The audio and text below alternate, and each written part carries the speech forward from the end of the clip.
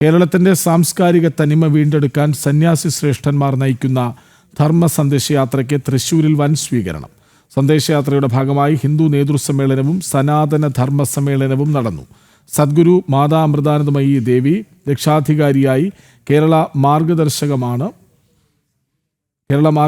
മണ്ഡലത്തിന്റെ ആഭിമുഖ്യത്തിലാണ് കാസർഗോഡ് മുതൽ തിരുവനന്തപുരം വരെ സന്ദേശയാത്ര സംഘടിപ്പിച്ചിട്ടുള്ളത്.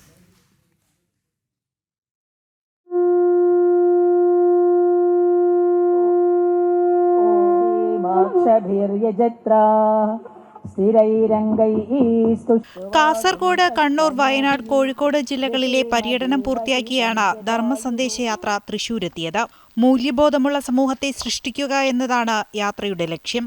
സന്ദേശയാത്രയുടെ ഭാഗമായി തൃശൂർ കൗസ്തുഭം ഓഡിറ്റോറിയത്തിൽ ഹിന്ദു നേതൃസമ്മേളനം നടന്നു.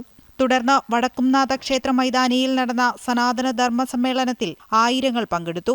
ധർമ്മസന്ദേശയാത്രയിലൂടെ ഹിന്ദു സമാജത്തിന് ലഭിക്കേണ്ട വ്യക്തമായ ദിശാദർശനം ലഭിച്ചുവെന്ന് കൊളത്തൂർ അദ്വൈതാശ്രമ മഠാധിപതിയും ധർമ്മസന്ദേശയാത്രയുടെ രക്ഷാധികാരിയുമായ സ്വാമി ചിദാനന്ദപുരി പറഞ്ഞു. മാതാ അമൃതാനന്ദമയി മഠം മേപ്പാടി മഠാധിപതി വേദാമൃതാനന്ദപുരി മുഖ്യപ്രഭാഷണം നടത്തി. ഈ ധർമ്മസന്ദേശയാത്ര ഒരു മാറ്റത്തിന്റെ സൂചനയാണെന്ന് അദ്ദേഹം പറഞ്ഞു.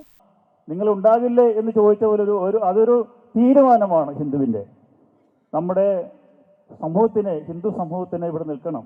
ബംഗ്ലാദേശിലൊക്കെ കണ്ടു കാണും, വലിയ പ്ലാക്കാർഡ് പിടിച്ചുകൊണ്ട് സേവ് ഹിന്ദുസ് ബംഗ്ലാദേശ് അല്ലേ, ബംഗ്ലാദേശ് ഹിന്ദുക്കളെ രക്ഷിക്കുക എന്ന് പറഞ്ഞിട്ട് പ്ലാക്കാർഡ് പിടിച്ച് നടക്കുന്നൊരവസ്ഥ. ഒരിക്കലും നമ്മുടെ കേരളത്തിലെ ഹിന്ദുവിനെ അതുണ്ടാവാതിരിക്കാനുള്ള ഒരു മറുപടിയാണ് ധർമ്മസന്ദേശയാത്ര എന്ന് പറയുന്നത്. മാതാ അമൃതാനന്ദമയി മഠം തൃശൂർ മഠാധിപതി സ്വാമി അമൃതഗീതാനന്ദപുരി, മാതാ അമൃതാനന്ദമയി മഠം ഇരിങ്ങാലക്കുട മഠാധിപതി ബ്രഹ്മചാരി അമോഘാമൃത ചൈതന്യ, സ്വാമി ഭൂമാനന്ദ തീർത്ഥസ്വാമി ആധ്യാത്മാനന്ദ സരസ്വതി, സ്വാമി പ്രജ്ഞാനന്ദ തീർത്ഥഫാദർ, സ്വാമി ദേവചൈതന്യാനന്ദ, സ്വാമി ബ്രഹ്മസ്വരൂപാനന്ദ തുടങ്ങിയവർ സംബന്ധിച്ചു.